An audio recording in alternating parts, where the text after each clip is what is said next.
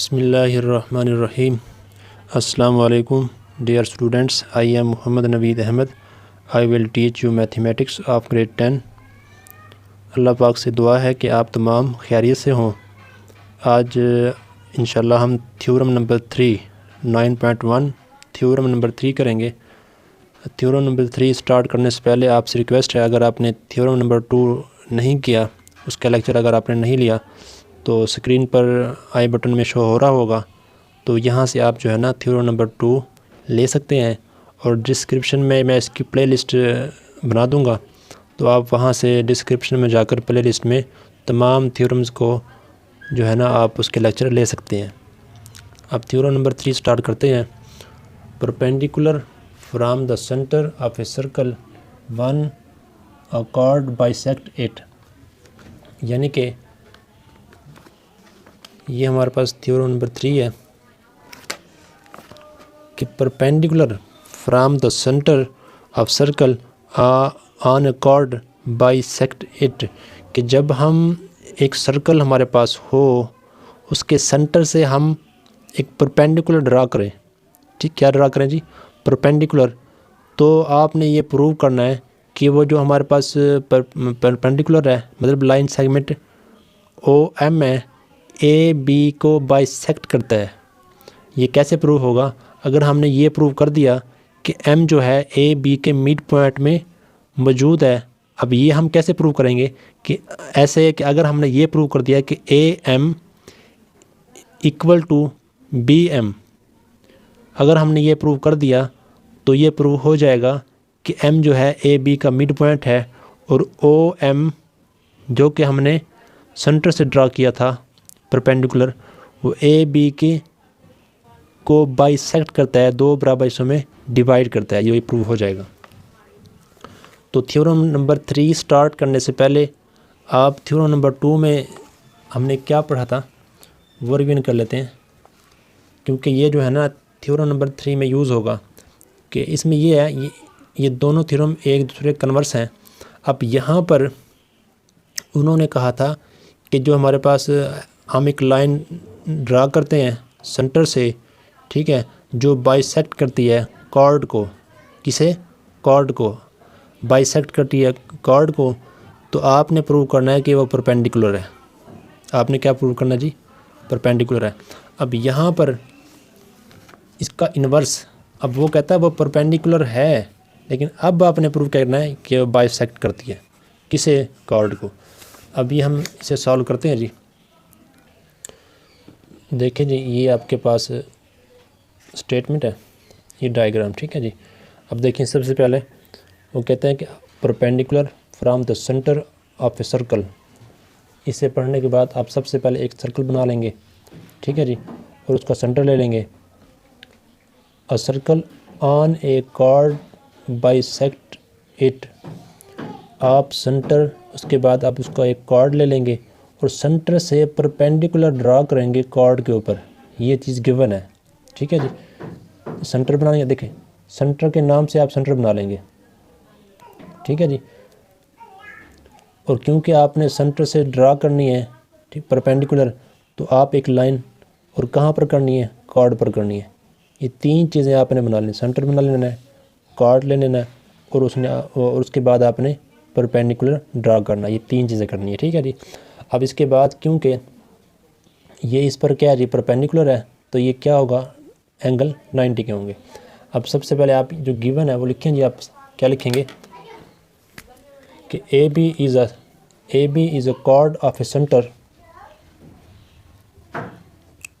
AB is the cord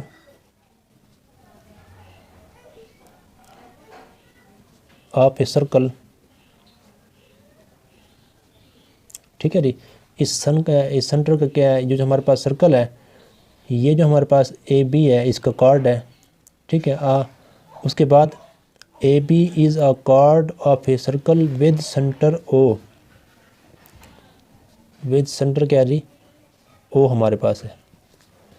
अब इसके बाद आपने सेंटर O से एक लाइन इस तरह ड्रा करनी है परपेंडिकुलर, कि एक परपेंडिकुलर आपने AB पर ड्रा करना है।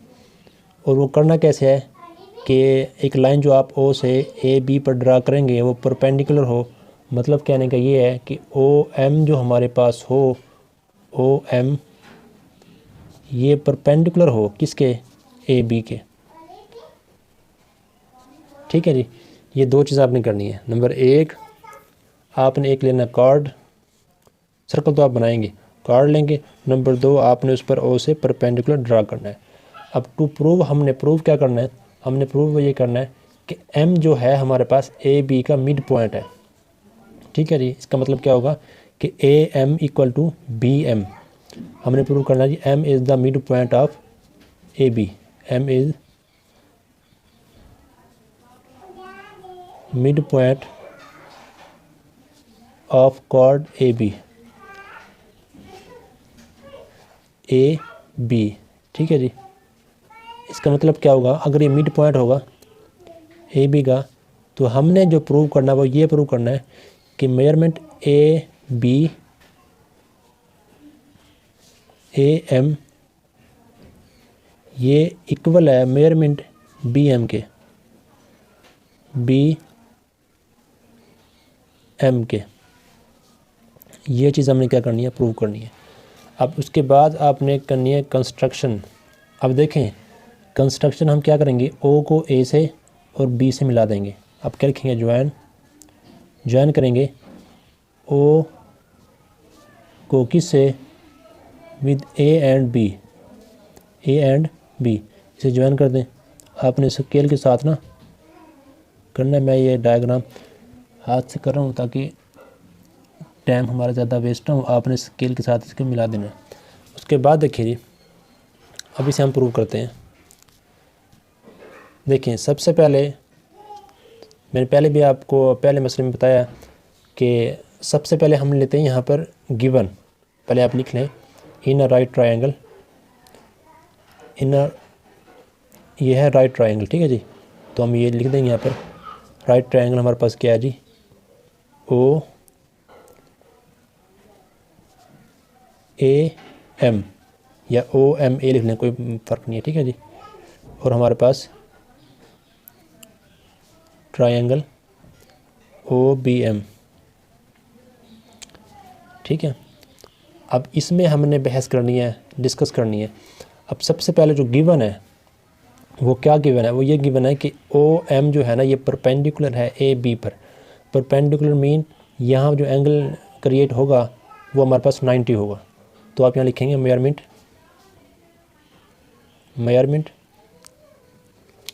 ओ M A is equal to measurement angle O M B. ये किसके इक्वल है जी, दोनों ये 90 है। ये हमारे पास क्या है जी, गिवन है।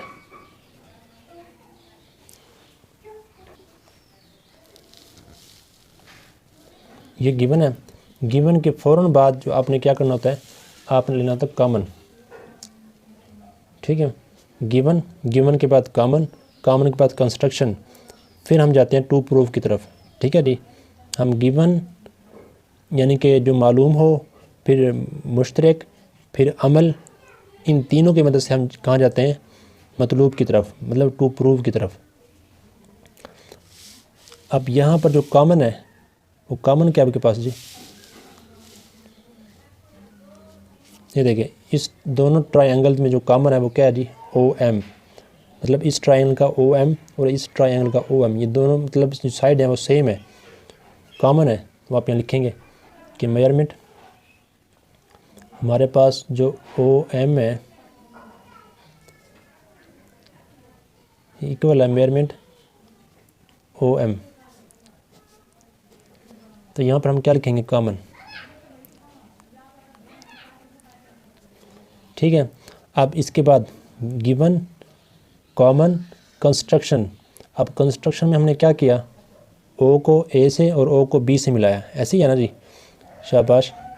ओ ए और ओ बी, जब हम ओ ए लिखेंगे मेजरमेंट एंगल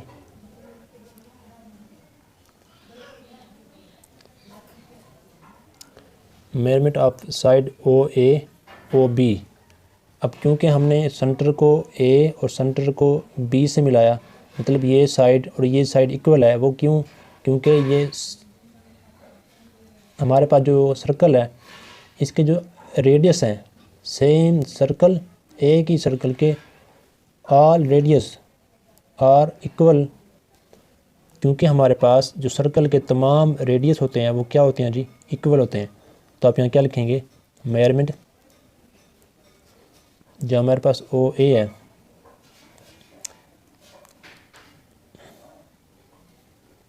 ओ ए ये इक्वल है मेजरमेंट ओ बी के।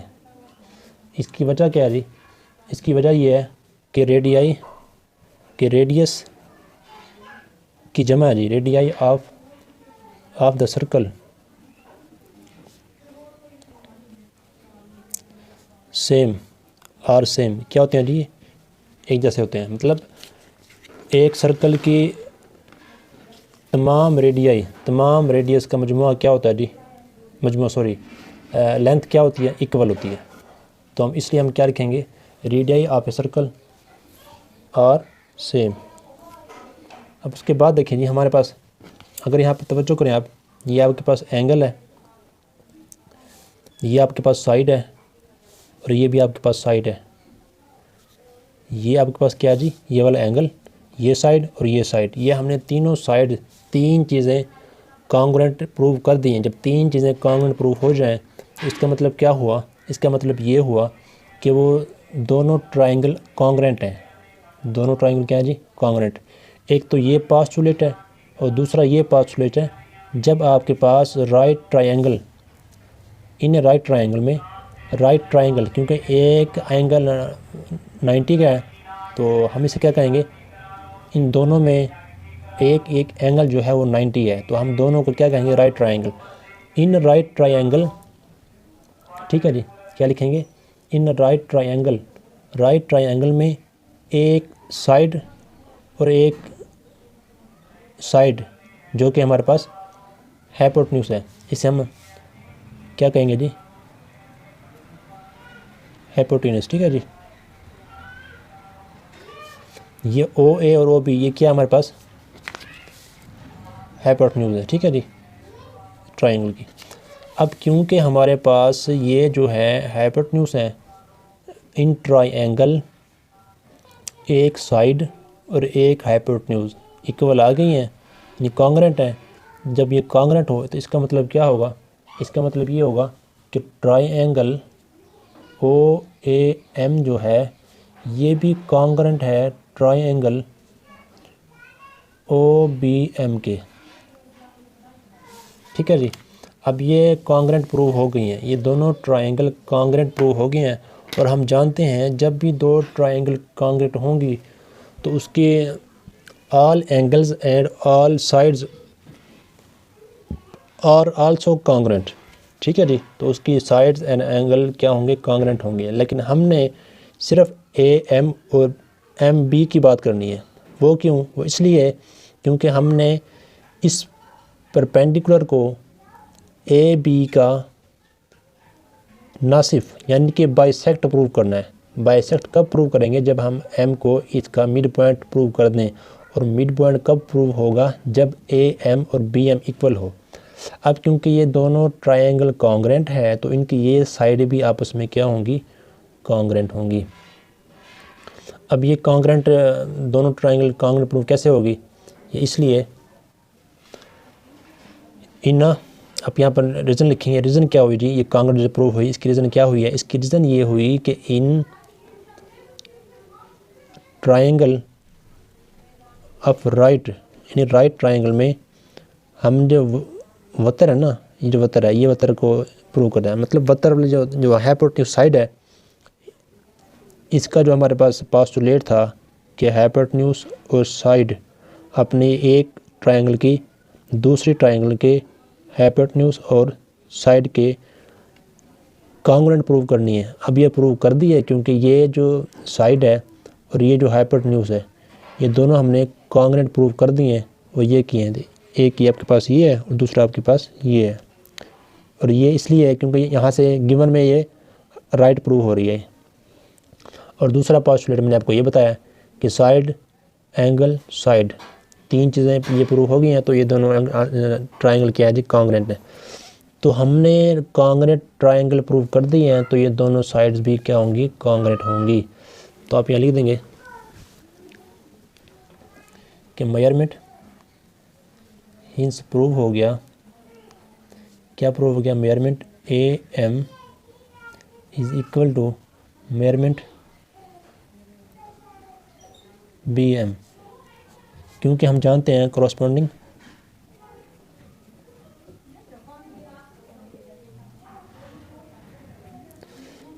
sides of congruent triangle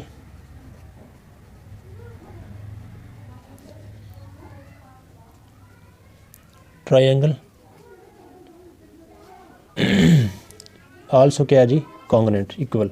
तो ये चीज़ हमने प्रूव करनी थी। अब जब हमने ये चीज़ें प्रूव कर दी कि ये चीज़ जो है ना ए एम इक्वल है बी एम के, तो इसका मतलब क्या हुआ, जो एम हमारे पास है ना, जो हमारे पास एम है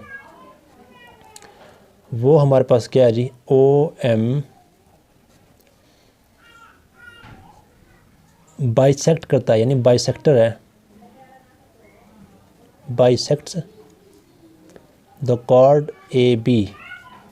यही चीज़ हमने प्रूव करनी थी।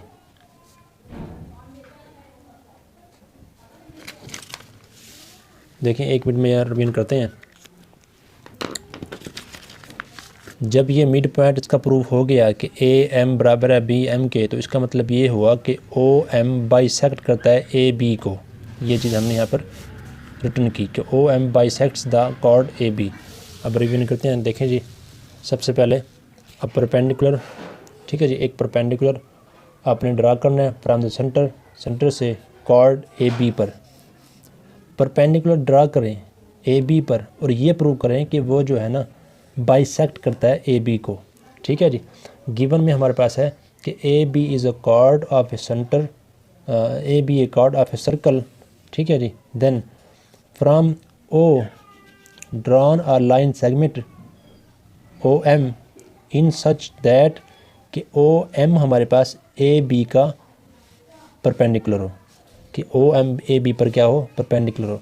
जब परपेंडिकुलर ड्रा हो जाए तो आपने ये प्रूव करना है कि ये जो परपेंडिकुलर है ना, ये ए बी की तनसीफ करता है, यानी इसे बाइसेक्ट्स करता है। अब वो बाइसेक्ट कैसे करेगा, जब ए एम और बी एम इक्वल हो, ए एम और बी एम इक्वल हो। जब ये इक्वल हो जाएगा तो इसका मतलब है कि ओ एम बाइसेक्ट करता है ए बी को।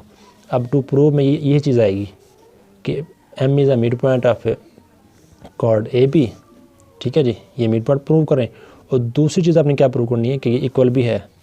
जब ये प्रूव हो गई तो ये प्रूव हो जाएगा कि ये बाइसेक्ट करता है। अब ज्वाइन करें ओ को ए से और बी से। अब ट्रायंगल हमारे पास आ गई, इनकी मदद से हम क्या करेंगे जी, इसे प्रूव करेंगे। In triangle, right triangle O A M और ओ बी एम में अब सबसे पहले गिवन क्या लिखेंगे कि हमारे पास ये परपेंडिकुलर है, सो ये दोनों एंगल 90 के होंगे। ठीक है, दूसरा इन दोनों ट्रायंगल में ये कॉमन है तो ये कॉमन तो इक्वल होता ही है। तीसरा, ये रेडियाई हमारे पास, क्योंकि सेम सर्कल के तमाम रेडियाई क्या होते हैं, सेम होते हैं, तो ये भी इक्वल होंगे। जब ये तीन चीज़ें इक्वल हो जाएं, इन right triangle one side and one hypotenuse अगर सेम कॉन्ग्रेंट प्रूव हो जाएं, इक्वल प्रूव हो जाएं, तो इसका मतलब वो ट्रायंगल भी आपस में कॉन्ग्रेंट होंगी। जब ये ट्रायंगल आपस में कॉन्ग्रेंट होंगी तो corresponding sides of A congruent triangle also equal. तो इन दोनों ट्रायंगल, कॉन्ग्रेंट ट्रायंगल की ये जो साइड है ए एम और बी एम, ये भी आपस में क्या है जी, इक्वल है। अब जब ये इक्वल प्रूव हो जाए तो इसका मतलब है कि ओ एम बाइसेक्ट करता है ए बी को, दो बराबर हिस्सों में बाइसेक्ट करता है।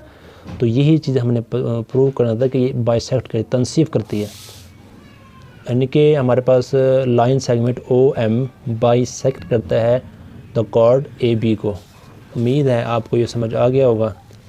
तो इंशाल्लाह नेक्स्ट लेक्चर में नेक्स्ट थ्योरम के साथ मुलाकात होगी। जो स्टूडेंट्स मेरे इस चैनल पर न्यू हैं उनसे गुजारिश है कि मेरे साथ जुड़े रहने के लिए, लेक्चर लेने के लिए आप मेरे चैनल को सब्सक्राइब कर लें और बेल आइकन को प्रेस कर लें, ताकि जो भी मैं न्यू लेक्चर अपलोड करूँ वो आप तक बआसानी पहुँच जाए। ठीक है जी, आप वो लेक्चर ले लें। और अगर लेक्चर अच्छा लगा हो तो उसके लाइक ज़रूर करना है। ठीक है जी, अगर कोई क्वेश्चन हो तो आपने वो कमेंट सेक्शन में ज़रूर पूछना है। अपने फ्रेंड्स को, फेलोज़ को शेयर करें ताकि जैसे आपको फ़ायदा हुआ उन्हें भी फ़ायदा हो। ठीक है, अपना ख्याल रखें, मेहनत करें। अल्लाह पाक आपको दुनिया आखिरत में कामयाब करे। अस्सलामु अलैकुम व रहमतुल्लाह।